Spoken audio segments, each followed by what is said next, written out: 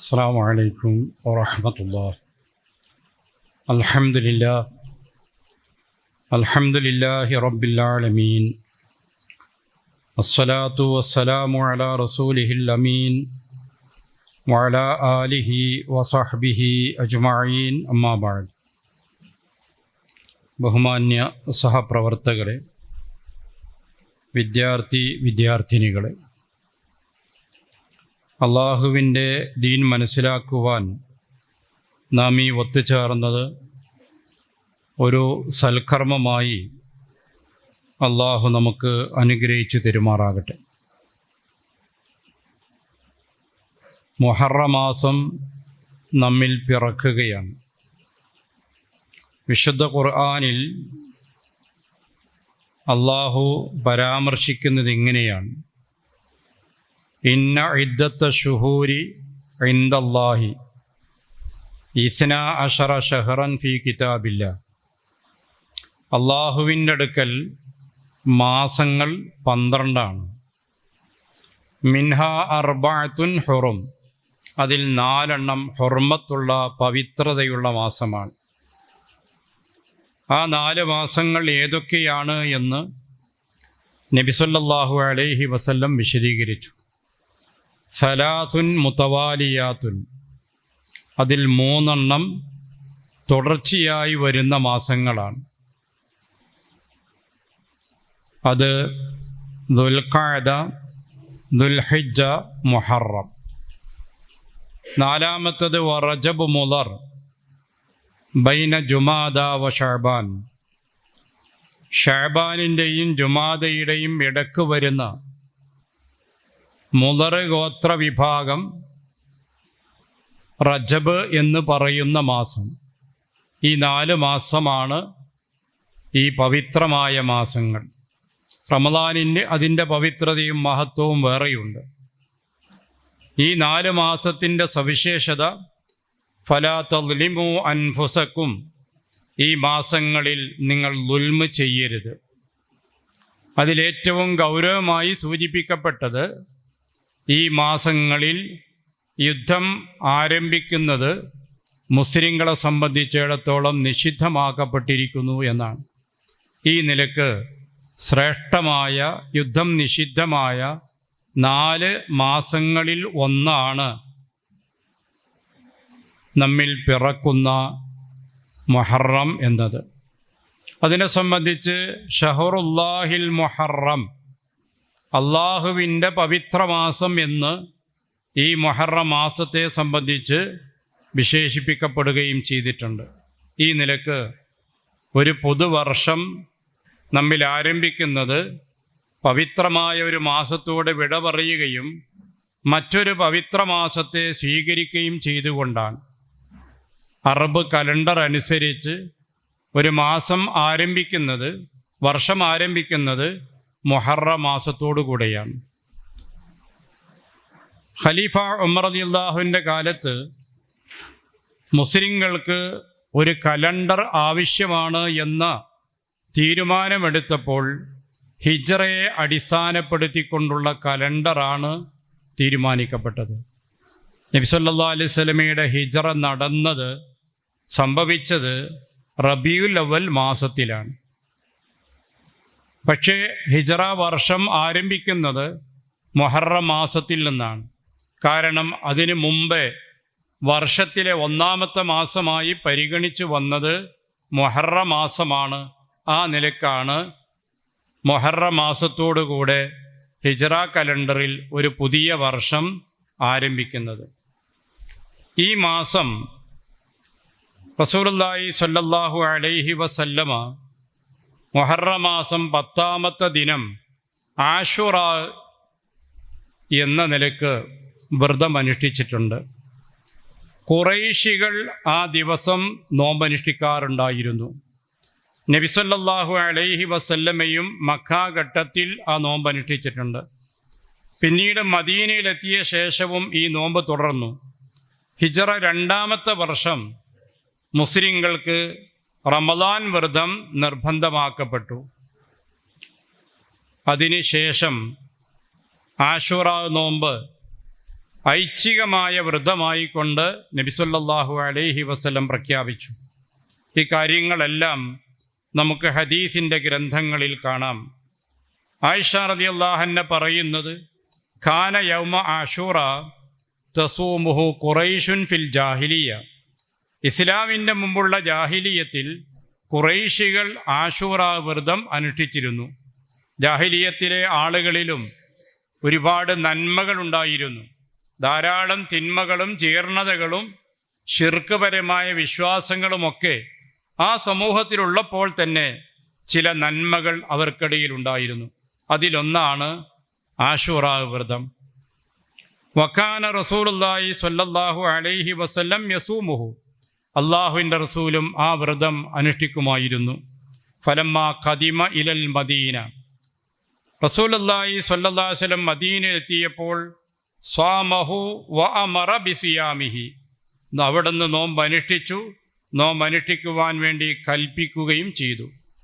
ഫലമ്മ ഫുരിള റമളാൻ.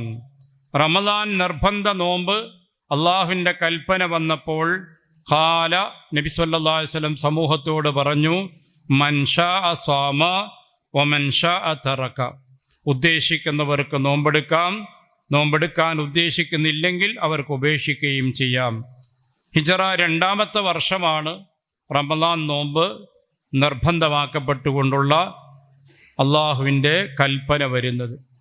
അതുവരെയും പ്രാധാന്യപൂർവ്വം അനുഷ്ഠിച്ചു വന്നിരുന്ന ആഷൂറ നോമ്പ്, റമളാൻ നോമ്പ് ഫർളായതോടുകൂടെ നിങ്ങൾ നോമ്പെടുക്കാം, ഉദ്ദേശിക്കുന്നവർക്ക് ഉപേക്ഷിക്കുകയും ചെയ്യാം എന്ന നിലക്ക് ഐച്ഛികമായി കൊണ്ട് ആ നോമ്പിനെ സംബന്ധിച്ച് നബി സല്ലല്ലാഹു അലൈഹി വസല്ലം പറഞ്ഞു.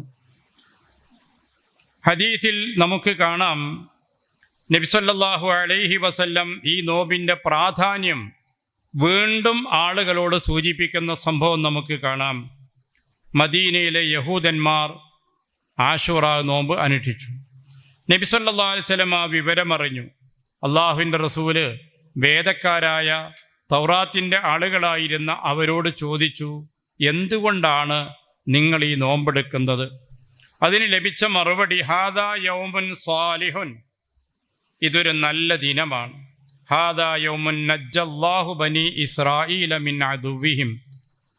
ഇസ്രായേൽ സമൂഹത്തെ ശത്രുക്കളിൽ നിന്ന് അള്ളാഹു രക്ഷപ്പെടുത്തിയ ദിനമാണ്. ഫസാമഹു മൂസ. ആ അനുഗ്രഹത്തിന് നന്ദി പ്രകടിപ്പിച്ചുകൊണ്ട് മൂസാ നബി അലൈഹിസ്സലാത്തു വസ്സലാം വ്രതം അനുഷ്ഠിച്ചിരുന്നു. ഇതറിഞ്ഞപ്പോൾ റസൂലുള്ള പറഞ്ഞു, ഫഖാലൻ നബിയു സല്ലല്ലാഹു അലൈഹി വസല്ലം അന അഹഖു ബി മൂസ മിൻകും. നിങ്ങളെക്കാൾ മൂസാ നബിയോട് ഏറെ അർഹതപ്പെട്ടവൻ, കടപ്പെട്ടവൻ ഞാനാണ്. ഫസാമഹു. നബി സല്ലല്ലാഹു അലൈഹി വസല്ലം ആ വ്രതം അനുഷ്ഠിക്കുകയും വ അമറ ബിസിയാമിഹി, അവിടുന്ന് കൽപ്പിക്കുകയും ചെയ്തു. ആ കൽപ്പന നിർബന്ധത്തിൻ്റെ കൽപ്പനയല്ല, പ്രാധാന്യത്തെ സൂചിപ്പിക്കുന്ന ഐച്ഛികമായ കാര്യത്തെ സംബന്ധിച്ച് ഓർമ്മപ്പെടുത്തുന്ന കൽപ്പനയായിരുന്നു. ബുഖാരിയിൽ തന്നെ ഉദ്ധരിക്കുന്ന മറ്റൊരു വചനം, ഫസൂമു, നിങ്ങൾ നോമ്പെടുക്കൂ എന്ന് നബി സല്ലല്ലാഹു അലൈഹി വസല്ലം ആളുകളോട് പറയുകയും ചെയ്തു. ചില ഇസ്ലാമികമായ മതപരമായ ആചാരങ്ങളും അനുഷ്ഠാനങ്ങളും ചരിത്രപരമായ ചില പശ്ചാത്തലങ്ങൾ കൂടി അതിനുണ്ടാകാറുണ്ട്. ആഷൂറായിൻ്റെ ഒരു ചരിത്ര പശ്ചാത്തലമാണ് ഇതിലൂടെ സൂചിപ്പിക്കപ്പെട്ടത്. മൂസാ നബി അലൈഹിസ്സലാത്തു വസ്സലാം ഇസ്രായേൽ സമൂഹത്തിലേക്ക് നിയുക്തനായ പ്രവാചകനാണ്. ചരിത്രം നിങ്ങൾക്കറിയാം. യൂസുഫ് നബി അലൈഹിസ്സലാത്തു വസ്സലാമിൻ്റെ കാലത്ത് ഈജിപ്തിലെത്തിയ അദ്ദേഹവും അദ്ദേഹത്തിൻ്റെ കുടുംബവും അവിടെ താമസിച്ചു, തലമുറകൾ പിന്നിട്ടു. ആ പിൽക്കാലത്തുണ്ടായ ഭരണാധികാരികളിൽ ഇസ്രായേൽ സമൂഹത്തെ വംശഹത്യ നടത്തിക്കൊണ്ടിരുന്ന ഭീകരനായ ഒരു ഭരണാധികാരിയായിരുന്നു ഫിറഔൻ. അത് റംസീസ് 2ാമനാണെന്ന് ചരിത്രകാരന്മാർ സൂചിപ്പിക്കുന്നുണ്ട്. ആ ഫിറഔൻ്റെ കാലത്ത് ക്രൂരമായ പീഡനങ്ങൾക്ക് ഇരയായിക്കൊണ്ടിരുന്ന ഒരു സമൂഹമായിരുന്നു ഇസ്രായേൽ സമൂഹം. ഇസ്രായേൽ എന്ന് പറയുന്നത് യാക്കൂബ് നബി അലൈഹി ഇസ്ലാമിൻ്റെ പേരാണ്. അദ്ദേഹത്തിൻ്റെ സന്തതികളാണ് ഇസ്രായേൽ സമൂഹം എന്ന പേരിൽ അറിയപ്പെടുന്നത്. ഈ സന്ദർഭത്തിലാണ് ആ വംശത്തിൽ ജനിക്കുന്ന ആൺകുഞ്ഞുങ്ങളെ ഒന്നിടവിട്ട വർഷങ്ങളിൽ കൊന്നു തീർക്കണമെന്നുള്ളത് ഫറോവ ചക്രവർത്തിയുടെ ഉത്തരവായിരുന്നു. ആ വംശത്തെ ദുർബലരാക്കി നിലനിർത്തുവാൻ വേണ്ടി അവർ ആസൂത്രണം ചെയ്ത ഒരു മാർഗവും കൂടിയായിരുന്നു അത്. സൂറത്ത് ഖസസിൻ്റെ ആദ്യ ഭാഗങ്ങളിൽ ആ ചരിത്രം വിശദീകരിക്കുന്നുണ്ട്. ഖുർആൻ സൂറത്ത് ത്വാഹയിലും അത് സംബന്ധമായ ചരിത്ര ഭാഗങ്ങൾ വിശദീകരിക്കുന്നുണ്ട്. ഖുർആൻ മറിച്ചു നോക്കി അതിൻ്റെ പരിഭാഷകളും തഫ്സീറും വായിച്ചാൽ ആ കാര്യങ്ങൾ നിങ്ങൾക്കറിയാം. ഇങ്ങനെ മൂസാ നബി അലൈഹിസ്സലാത്തു വസ്സലാമിനെ വളർത്തുന്നത് ഫിർഔനാണ്. അവൻ്റെ വളർത്തുപുത്രനായി രാജകൊട്ടാരത്തിൽ വളർന്ന വ്യക്തിയാണ് മൂസാ നബി അലൈഹിസ്സലാം. അദ്ദേഹം വളർന്ന് വലുതായി അദ്ദേഹത്തിന് അള്ളാഹു നുബുവത്ത് നൽകി. ഫറോവയിലേക്കും ആ രാജ്യത്തെ സമൂഹങ്ങളിലേക്കും പ്രത്യേകിച്ച് ഇസ്രായേൽ ജനതയിലേക്കും അദ്ദേഹം നിയോഗിക്കപ്പെട്ടു. അദ്ദേഹം അവരുടെ വിമോചനത്തിന് വേണ്ടി തൗഹീദിലേക്ക് ക്ഷണിക്കുന്ന ഒരു പ്രവാചകനായി അവർക്കിടയിൽ പ്രവർത്തിച്ചുകൊണ്ടേയിരുന്നു. അതിൻ്റെ പരിണിത ഫലം ആ രാജ്യം വിട്ട് അവർക്ക് പോകേണ്ട അവസ്ഥയിലേക്ക് എത്തി. അങ്ങനെയുള്ള ഒരു യാത്രയിൽ ഫറോവയിൽ നിന്ന് രക്ഷപ്പെടാൻ വേണ്ടി ഇസ്രായേൽ സമൂഹത്തെയും കൊണ്ട് മൂസാ നബി അലൈഹിസ്സലാത്തു വസ്സലാം രാത്രി സഞ്ചരിച്ചു. അവരെത്തിയത് സമുദ്രതീരത്താണ്. എപ്പോഴും നിരീക്ഷണം രാജ്യത്തുണ്ട്. അതുകൊണ്ട് തന്നെ ഇസ്രായേൽ വംശം അവരുടെ ഭവനങ്ങളിൽ നിന്ന് ഇറങ്ങി പുറപ്പെട്ടു എന്ന് അറിഞ്ഞ ഫറോവയുടെ മന്ത്രിയായിരുന്ന ഹാമാൻ സർവഭാഗത്തുകൂടെയും സൈന്യങ്ങളുമായി പുറപ്പെട്ടു. അവർ ഈ സംഘത്തെ പിടികൂടാൻ വേണ്ടി വന്നു. മുന്നിൽ സമുദ്രവും പിന്നിൽ സേനയും എത്തിക്കൊണ്ടിരിക്കുന്ന ഘട്ടം. ഈ സന്ദർഭത്തിൽ മൂസാ നബിയോട് അവർ പറഞ്ഞു, ഇന്ന ലമുദ്റകൂൻ, നാം പിടിക്കപ്പെടാൻ പോവുകയാണ്. രക്ഷാമാർഗം എന്തുണ്ട് എന്നവർ പറഞ്ഞു. ഈ സന്ദർഭത്തിൽ അള്ളാഹുൽ പ്രതീക്ഷ അർപ്പിച്ച് പടച്ചവനിൽ തവക്കുലാക്കിക്കൊണ്ടിരുന്ന മൂസാ നബി അലൈഹിസ്സലാത്തു വസ്സലാം പറഞ്ഞു, ഇന്ന മഇയ റബ്ബി, എൻ്റെ കൂടെ റബ്ബുണ്ട്, സയഹ്ദീൻ, അവൻ മാർഗം കാണിച്ചു തരും. അള്ളാഹുവിൻ്റെ കൽപ്പന തൻ്റെ കയ്യിലുണ്ടായിരുന്ന വടി കൊണ്ട് സമുദ്രത്തെ അടിക്കുവാനാണ്. അടിച്ചു, സമുദ്രം പിളർന്നു, ഇരുഭാഗത്തേക്ക് വെള്ളം വകഞ്ഞു നിന്നു. ത്വരീഖൻ യബസൻ, ആദ്യമായി ആ പ്രദേശത്ത് വെള്ളമില്ലാതെ വറ്റി വരണ്ട ഉണങ്ങിയ വഴിയുണ്ടായി. അതിലൂടെ മൂസാ നബി അലൈഹിസ്സലാമും ആളുകളും കടന്നുപോയി. അവരെ പിന്തുടർന്നുകൊണ്ട് ഫറോവയും സൈന്യവും വന്നു. മൂസാ നബി അലൈഹിസ്സലാമും വിശ്വാസികളും രക്ഷപ്പെട്ടു. ഫറോവയും ആളുകളെയും അള്ളാഹു ആ സമുദ്രത്തിൽ മുക്കിക്കൊല്ലുകയും ചെയ്തു. ഈ ചരിത്രം, അതിൻ്റെ വിശദമായ രൂപങ്ങൾ നമുക്ക് ഖുർആനിലും മറ്റുമൊക്കെ വായിക്കാൻ സാധിക്കുന്നതാണ്. ഞാൻ ആ ഭാഗം വിശദീകരിക്കാനല്ല ഇത് സൂചിപ്പിച്ചത്. അള്ളാഹുവിൻ്റെ അത്ഭുതകരമായ സഹായം കൊണ്ട് മൂസാ നബി അലൈഹിസ്സലാമും തൻ്റെ കൂടെയുള്ള വിശ്വാസികളും രക്ഷപ്പെട്ടപ്പോൾ പടച്ചവന് ശുക്ർ ചെയ്തുകൊണ്ട് വ്രതമനുഷ്ഠിച്ചു. അത് പിന്നീട് വർഷാവർഷം മഹത്തായൊരു ഓർമ്മയുടെ പുതുക്കൽ എന്ന പോലെ ആ വ്രതം അവരനുഷ്ഠിച്ചു കൊണ്ടേയിരുന്നു. മൂസാ നബി അലൈഹിസ്സലാം അതിൻ്റെ മാതൃക സൃഷ്ടിച്ചു. സമൂഹം, ഇസ്രായേൽ സമൂഹവും അത് നിർവഹിച്ചു കൊണ്ടേയിരുന്നു. ആ ചരിത്രത്തെ ഓർത്തുകൊണ്ട് റസൂലുള്ളാഹി സ്വല്ലല്ലാഹു അലൈഹി വസല്ലം പറഞ്ഞത്, ഏറ്റവും മൂസാ നബിയോട് കടപ്പെട്ടവരാണ് നമ്മൾ, അതുകൊണ്ട് നിങ്ങൾ നോമ്പെടുക്കൂ എന്നവിടുന്ന് നിർദ്ദേശിച്ചു. ഇസ്ലാമിൽ ചില കാര്യങ്ങളൊക്കെ അങ്ങനെ ചില ചരിത്ര പശ്ചാത്തലവുമായി ബന്ധപ്പെട്ട ഇബാദത്തുകൾ കാണാം. ഈ ഹജ്ജിനും ഉംറക്കും പോകുന്ന ആളുകൾ നിർവഹിക്കേണ്ട കർമ്മങ്ങളിൽ പ്രധാനപ്പെട്ട ഒന്ന് സഅയാണ്. സഫ മർവ എന്നീ രണ്ട് ചെറുമലകൾക്കിടയിൽ സഅയ് ചെയ്യേണ്ടതുണ്ട്. അത് ഹാജർ റളിയല്ലാഹു അൻഹ ഇസ്മായിൽ എന്ന കുഞ്ഞുമായി അവിടെ വന്ന് താമസിച്ച് ഒറ്റപ്പെട്ട് കഴിഞ്ഞ സന്ദർഭത്തിൽ ദാഹജലത്തിന് വേണ്ടി ഈ മലകൾക്കിടയിൽ ഓടി നടന്നതിൻ്റെ ഒരു ചരിത്ര പശ്ചാത്തലത്തെ സൂചിപ്പിച്ചുകൊണ്ടാണ് ആ സഅയ് ഒരു ആരാധനയുടെ ഭാഗമായി തീർന്നിട്ടുള്ളത്. മകനെ ബലിയിറക്കുവാനുള്ള അള്ളാഹുവിൻ്റെ കൽപ്പന വന്നു. അതിന് പിതാവും പുത്രനും സന്നദ്ധമായി. ആ ഒരു പശ്ചാത്തലത്തിലാണ് ഉളഹിയ്യത്ത് എന്നുള്ള ചരിത്രമുണ്ടാകുന്നത്. അങ്ങനെ ഇസ്ലാമിൽ ചില ആരാധനകളൊക്കെ ചില ചരിത്ര പശ്ചാത്തലങ്ങളിലൂടെ കടന്നു പോകുന്നത് നമുക്ക് കാണാം. ഏതായിരുന്നാലും റസൂലുള്ളാഹി സ്വല്ലല്ലാഹു അലൈഹി വസല്ലം പറഞ്ഞു, ഇന്ന ആശൂറ യൗമും മിൻ അയ്യാമില്ലാ. ആശൂറ അള്ളാഹുവിൻ്റെ ദിനങ്ങളിൽപ്പെട്ട, ചരിത്ര ദിനങ്ങളിൽപ്പെട്ട ഒരു ദിനമാണ്. എന്നിട്ട് പറഞ്ഞു, ഫമൻ ശാഅ സാമ വമൻ ശാഅ തറക. ഉദ്ദേശിക്കുന്നവർ നോമ്പെടുക്കാം, ഉദ്ദേശിക്കുന്നവർക്ക് നോമ്പ് ഉപേക്ഷിക്കാം. അള്ളാഹു പറഞ്ഞു, വലഖദ് അർസൽനാ മൂസാ ബി ആയാതിന അൻ നഖ്രിജ ഖൗമക മിനൽ ളുലുമാതി ഇലൻ നൂർ. മൂസാ നബി അലൈഹി സ്വലാത്തു വസ്സലാമിനെ അന്ധകാരങ്ങളിൽ നിന്ന് വെളിച്ചത്തിലേക്ക് നയിക്കുവാൻ വേണ്ടി ദൃഷ്ടാന്തങ്ങളുമായി അള്ളാഹു നിയോഗിച്ചു. എന്നിട്ട് അള്ളാഹ് പറഞ്ഞു, വദക്കിറുഹും ബി അയ്യാമില്ലാ. അള്ളാഹുവിൻ്റെ ഈ ദിനങ്ങൾ, ചരിത്ര പ്രസിദ്ധമായ അള്ളാഹുവിൻ്റെ ഇടപെടലുകളുണ്ടായ ദിനങ്ങൾ, ആ ദിനങ്ങളെക്കുറിച്ച് നിങ്ങൾ ഓർമ്മപ്പെടുത്തേണ്ടതുണ്ട്, ഉത്ബോധിപ്പിക്കേണ്ടതുണ്ട് എന്ന് അള്ളാഹു തന്നെ നിർദ്ദേശം നൽകുകയും ചെയ്തു. അങ്ങനെ ചരിത്രത്തിലെ അത്തരത്തിലുള്ള ഒരുപാട് ദിനങ്ങളുടെ ചരിത്രം പരിശുദ്ധ ഖുർആൻ പറയുന്നുണ്ട്. ലോകത്ത് കടന്നുപോയ പ്രവാചകന്മാരും അവരുടെ പ്രബോധിത സമൂഹവും, ആ പ്രബോധിത സമൂഹം ആ പ്രവാചകന്മാരെ തീർത്തും നിഷ്കാസനം ചെയ്യുന്ന സമീപനം സ്വീകരിച്ചപ്പോൾ അള്ളാഹുവിൻ്റെ ശിക്ഷാ നടപടികൾ ഉണ്ടാവുകയും അങ്ങനെ ശിക്ഷിക്കപ്പെട്ട് തകർന്നടിഞ്ഞുപോയ നാടുകളും സമൂഹങ്ങളെയും കുറിച്ച്, മണ്ണടിഞ്ഞുപോയ ചരിത്രത്തിൻ്റെ ഓർമ്മകളെക്കുറിച്ച് പരിശുദ്ധ ഖുർആൻ നമുക്ക് ഉത്ബോധിപ്പിക്കുന്ന കാണാം. വദക്കിറുഹും ബി അയ്യാമില്ലാ.